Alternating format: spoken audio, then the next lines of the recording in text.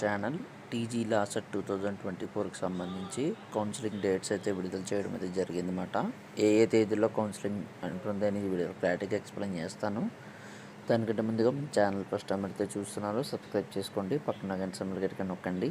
మన ఛానల్లో పెట్టి ప్రతి వీడియో మీకు అయితే నోటిఫికేషన్ కింద రావడం అయితే జరుగుతుంది. ఈ వీడియో కనుక నచ్చినట్లయితే లైక్ చేయండి, షేర్ చేయండి, కామెంట్ చేయండి. ఫ్రెండ్స్, వీడియోలోకి అయితే వచ్చేద్దాం. 9 నుంచి 20వ తేదీ వరకు ఆన్లైన్ రిజిస్ట్రేషన్ సర్టిఫికేట్ వెరిఫికేషన్ ఉంటుందని అయితే చెప్పారన్నమాట.